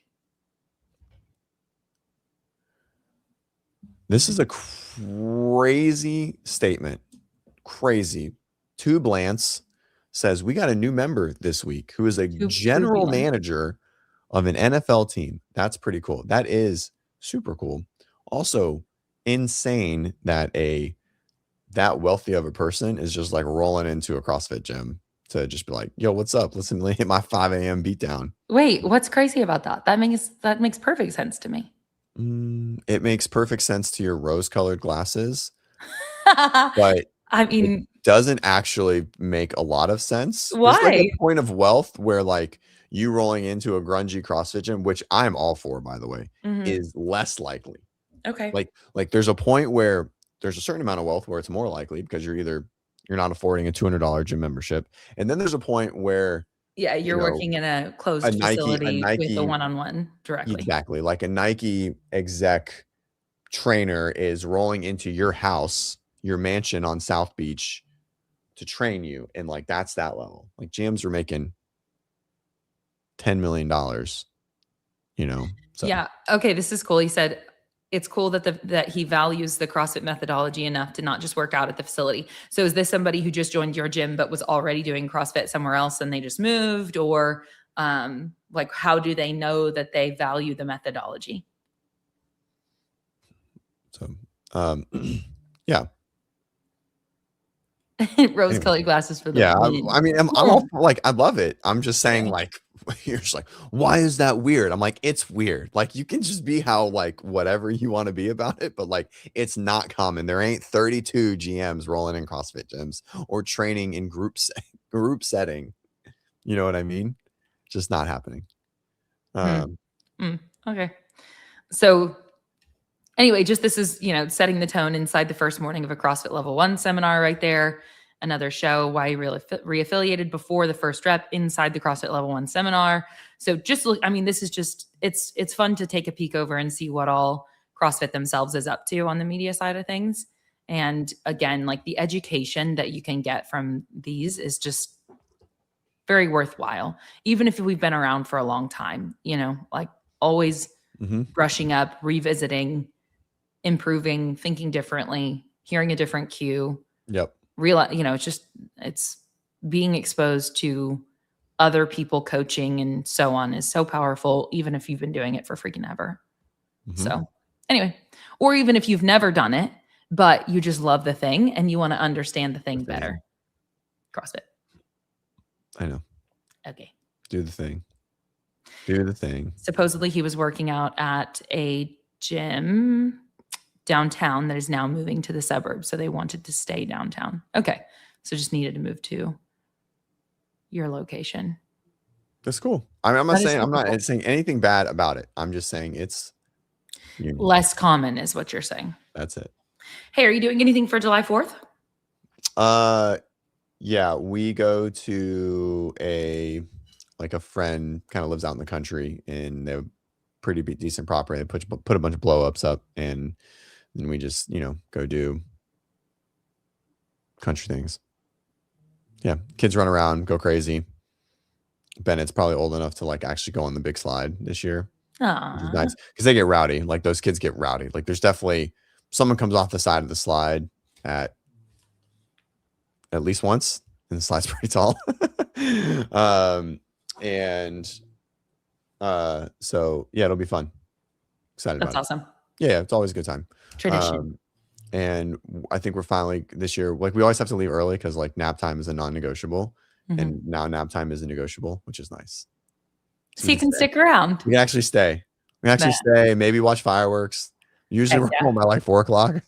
We're home. So like we go or we go after and then, but then it's like, okay, well, bedtime's non-negotiable. Right. And so we're finally at that point where it's like, he's fine. He sleeps great. Yeah. He gets crabby as the, 3-year-old thing. But other than that, it's not that bad. And so now we can get it. And then baby will sleep anywhere. Right. We'll be tired enough. Yeah. So I'll wear my dad's shirt. So I have a shirt that has like the kangaroo pocket in the front. Okay. Wait, what? Yeah. So there's like, they make a shirt that's like, I want you to pull this up. Yeah, I will. Okay. Yeah, I need to see this. It's pretty cool. While you're pulling it up, I'll just mention that on Monday's show where we walked through, we had 4 guests on and like shared their experiences from Xenom this past weekend. And in there, John was like unsure if Wilson, and I just didn't know if that was like known or not. Anyway, Keith did comment. And so Wilson will be in London, just to clarify, since we didn't clarify that on last show, which is then exciting for anyway, figured we'd clear that up since I don't know if did this is the not on brand that that I have, show. but this is the shirt. This is like what it looks like. Wow. I have one of these. It's so cool. I love it. Okay, wait. Does it have like American flags on it? Like what No, color it's is the just shirt? blue. No, I do have American flag overalls that I'm gonna wear. Oh, okay, so you'll wear that under your overalls. Yeah. Well, I'll put if I need to hold him, I'll just throw the shirt on and I'll hold him. But yes. Okay, this is awesome. Yeah, I mean, you only wear it if you like hold, like walk around with the shirt because like the front kind of flaps forward. It'd be kind of weird if it wasn't a baby in it. So you just put the shirt on and then you just take the shirt off? Like what? Yeah, if I need to. If he needs somewhere to like meander around. He kind of like snuggles up in there. And so mine's a little bit bigger than this. And so like when William gets in there, he kind of like, he's kind of gone. You can't see him. You can only see the top of his head. Okay, so when you wear this over the weekend at your 4th of July, I just need you to have someone take a photo of you in it with him. Of course. And then so with you can my in my overalls too. Yeah, and then Monday you can pull it up and we can see the photo of 100%. this because I think it will be quite fun. Without a doubt. Love it. What are you doing? I'm not 100% sure. Jimmy is actually home. Oh, that's good. I'm so excited. Yeah. We're Are you both guys gonna potato? in What do the you call same it? location. Huh? Oh, pumpkin. You call it pumpkining, right? Oh, pumpkin is whenever I just I'm just done for the night. Yeah, Oh, yeah, okay. yeah. Like if I had a lazy day, I don't know that I call it potato, but that makes more sense. But no, turning into a pumpkin is when everyone else still has like 4 hours left in them. And I'm like, I'm done. Mhm. Love it. Got Love it. you. Bye. So I'm not sure. I originally proposed the idea of going somewhere else. And he was just like, hey, so I don't have to travel this weekend. So like we could not, because I don't have to. And I was like, wow, that makes a lot of sense. And then of course he immediately was like, but I could be open to it. I was like, oh, wait, no, never mind. Never mind. So anyway, we will stick around locally and we threw around a couple of different ideas. We'll see what we wind up doing. But I'm just excited to hang with him. He did want to train together, I think, but I already committed to training with someone else that day. And so, Dang. yeah, I That's know. what's up. I was like, well, I could go do that. And then I could just come hang with you because we never train together anymore Mhm. because our goals are just different and so on. We're just at different facilities. So we literally never train together, which we used to a lot more often. So maybe I'll go hang out with him and We're do a little bit of whatever he does. parents like just so we have a family friend. She's like I don't know, like in her 60s. She comes over every 2 nights a week and we work out. Oh, cool. Brings eggs. She's got chickens. And so we bartered for like a training session and eggs for, I don't know, 10 years. So 15 wait, years. her and Perrin train together or you and her So train together or we what? do. So like it just depends. Well, now Bennett comes out and so it's just sort of a hodgepodge and it's just more of like a social time to hang out with a family friend. Yeah. But Perrin's getting to the point where she's like, all right, it's time to work out. I'm like, let's fucking go. Yeah. She's feeling better. So That's awesome. Mhm. So she's able to get out there and do some stuff now. She's just feeling up for it. Mhm. That's wonderful. Because it really hasn't been that long. And I don't. Yeah, 2 months. 2 months. The 6th. 3 days. Wow. I Time know, it's crazy. flies. Super flies. It's nuts. I have a string bean. Like I feel like you I have just a had your baby fucking- yesterday. I know. Well, I have like a beanstalk that's growing over there. Bennett is getting long. I'm just like, God, I'm Oh, gonna be really? the fucking yes. I'm gonna be such the runt of the family by a lot. A lot. He's for sure gonna be over 6 foot tall. How tall is Perrin? 5, She's tall. 5'4", 5'5". I mean, Oh. she's not a shorter female. She's just above average. I don't know why I thought she was taller. I don't know. I'm just shorter. And I'm the runt of my family, like my bloodline family, and everyone in Perrin's family was over 6 foot, all the guys. I'm like, I think you look taller than you are. And I don't know if We'll that's for just sure because you're take that as a usually compliment. lean. Well, well, I 100%. remember like thinking you were taller, and then at one point you like referenced it, and I was like, oh, really? I don't know. You just always see me sitting. True. People People always think I'm taller than I am. Yes, for sure. But I mean, you're not short. Anywho, so Bennett's gonna like without a doubt be taller than me. It's like not even gonna be a question. The dude is he's got some long, lanky ass legs. I'm like, Are you able to tell that at 3 years of age? Is this I mean, just- obviously, like anything can happen, but usually it's kind of. I mean, if you're long at 3, you kind of stay. You know what I mean? Like you usually stay long. Oh. It's not like a crazy stopping point. He's pretty long through the mid torso, and like mid belly to like mid thigh. It's just like really long. Like he's just like, I'm like, dude, why do these pants not fit you? But like they fall off of you at the same time. So anyways, Yeah. it's gonna be interesting. Just it's long. That's lanky. great though. I feel like every parent of a boy wants him to be like as tall as possible. I guess at some point that stops. I just know. He just has to know that I can, when he decides to make the step, which he will, because he's a diploma, he'll think that he's bigger and badder, and then we just got to make sure that we can still You're put him still down. fit. Yeah, no, I'm talking about like take out his knees and let him know that he can't beat up dad yet. Oh, okay. Well, don't like take out his ACLs though. You got to take out his knees, but like softly or whatever. I saw this video, and it was like it was this dad and his kid. He's probably like 15, but his kid was in a boot, like broken ankle or something. And he was like stepping to his dad, and like someone else was videoing. He was like, "You don't want this." at all. You don't want any of this. And he was like, all right, come on, come get it. And then the dad just completely Karate Kid sweeped the boot. Just, and the kid was just like right for sure on whatever was sprained or broken, just kicked it out from under him, and he just went. I mean, I guess that whatever was injured was technically protected by the boot, so he didn't and I hurt him on the men. But if just, I mean, nowhere else, just took out the foot. Ruh-roh. That was funny as shit. No way I could find the video, but it just came across on Instagram, and I was like, that was a good one. Oh my gosh. My dad always said the same thing. He's like, I fight dirty. He's like, I'll put a chair over your back. And I was like, all right, that's good to know. So wait, were you always like scared of your dad, or like you always felt like you should? I stepped to my dad like 3 times, and I got slapped in the face like every time. Oh. Yeah, like I got mouthy like face to face, and every time I ended up on the floor. Oh, so he smacked you so hard you fell. Yeah. He put me right back down. Now, those were all at points where I was like eye level with him, like old enough to like deserve a pop, right? Like when I yelled at him when I was 5, like I didn't, like my parents didn't hit me or spank me or anything like that. Yeah. I think I got slapped by my mom once, like yelling in her face in my teenage years, and my dad popped me a couple times and like put me on my ass. That's crazy. Yelling. I don't think there was ever. Yeah, we didn't do yelling much. I know that's normal. I don't know. I can't remember. My dad was pretty loud. He's pretty grumpy Italian. There's probably a lot of yelling. Yeah. So anywho. Very, very different for girls. I was just sassy and disappeared. Right. Yeah. Yeah.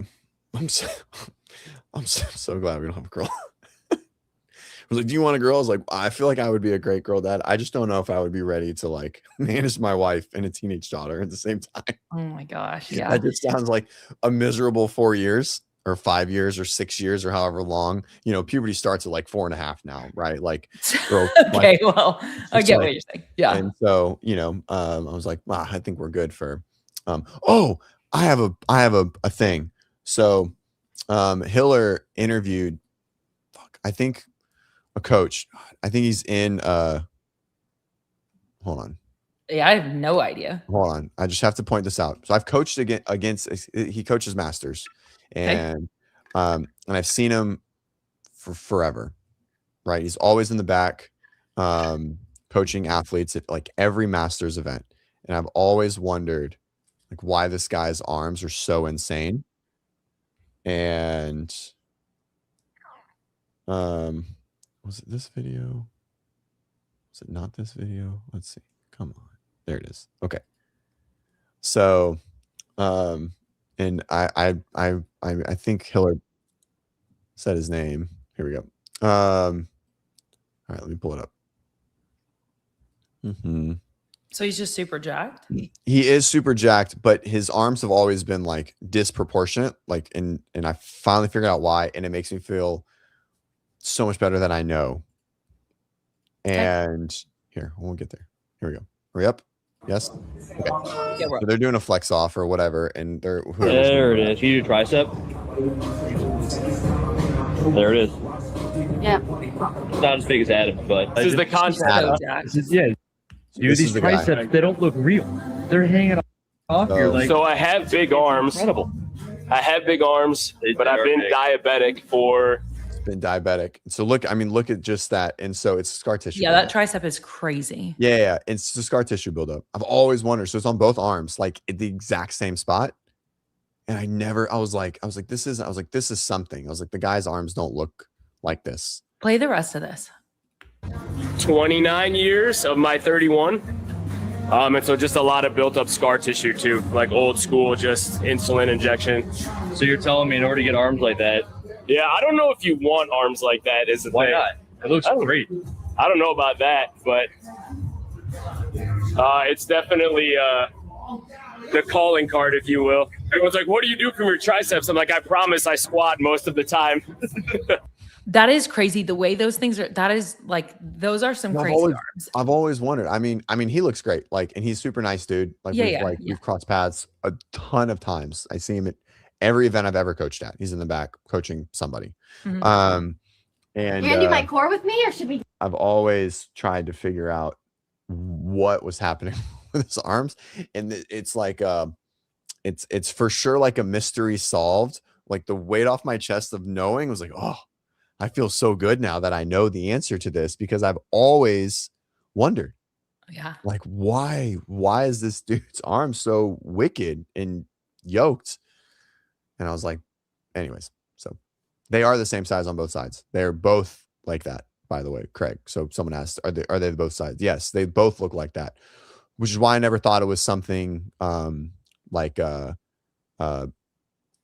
like pathophys, like an injury or anything like that, like a Right, because it torn was the same tricep on or both something, sides. because it was both sides. Mhm. But in theory, it's scar tissue from diabetic and like for insulin injections. And I was like, oh, anyway, totally random. No That one is. would even have any idea and of any of that, but Well, very that very was good. satisfying. Very satisfying to learn that piece of information. Yep.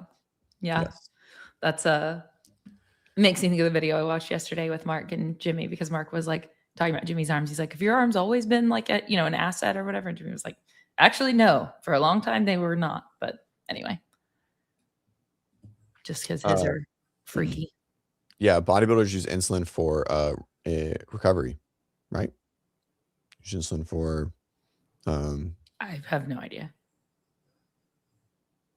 do they use insulin just for scar tissue? Oh, I don't know. Do they put that instead of the injectables? Don't some of the bodybuilders use insulin too? That's what so this is what I thought it was. I thought it was a synthol gone bad, which is like what people inject like indirect into the muscle to make that muscle grow. It's like you Oh, see wow. like there's and I was like, he's so young and he doesn't look like he's been a bodybuilder. Yeah. Let's see, synthol injection gone bad. Here we go. Images. So It helps with nutrient shuttling. Is that a joke? What? I don't understand. the insulin. No, the insulin does. That's why they that's a different reference. Oh. So this is like what synthol does, right? And so it makes like these crazy.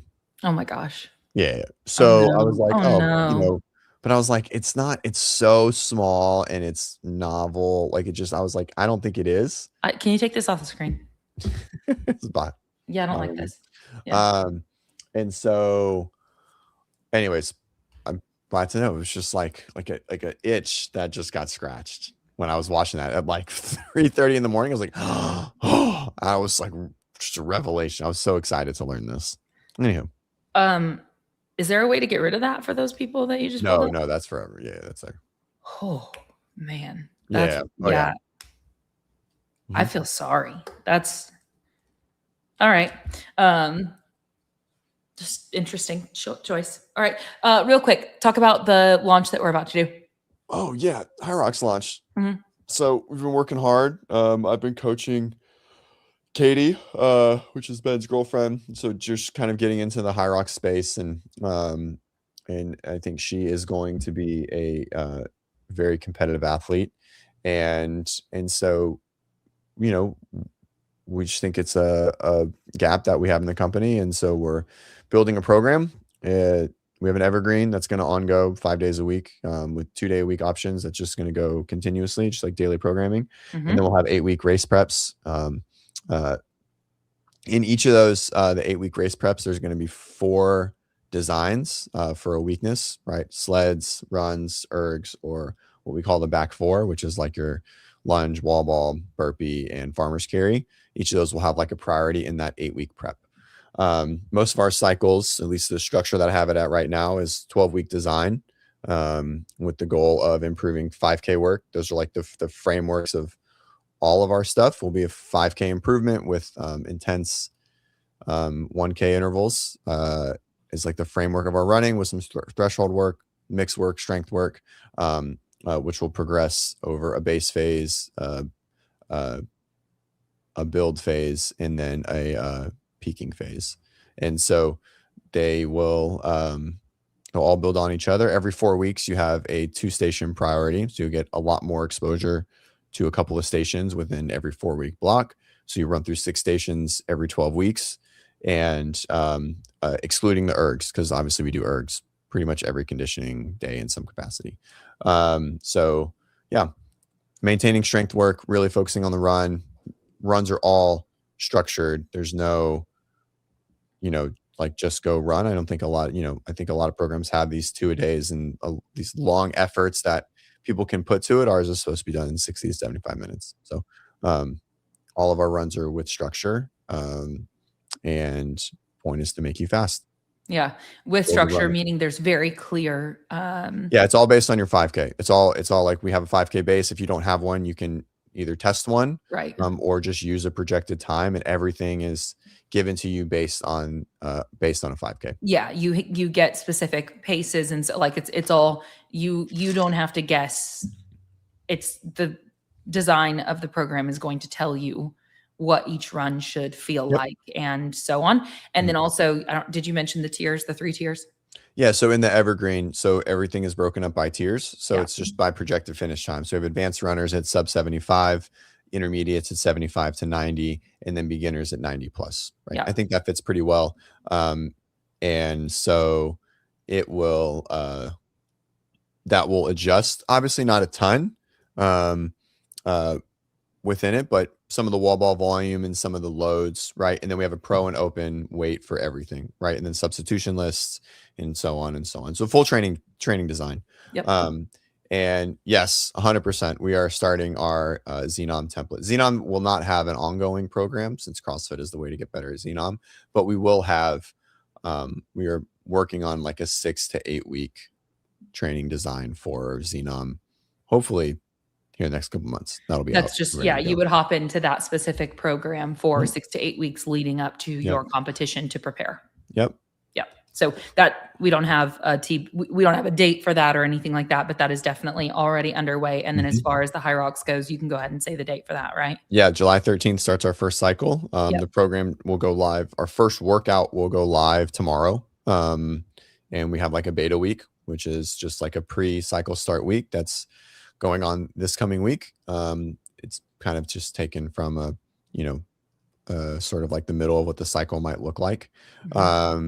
And yeah, the sales page will be live soon. You can see all of the breakdown of the full cycle coming up. And yeah, we'll talk more about it on Monday once the launch goes live.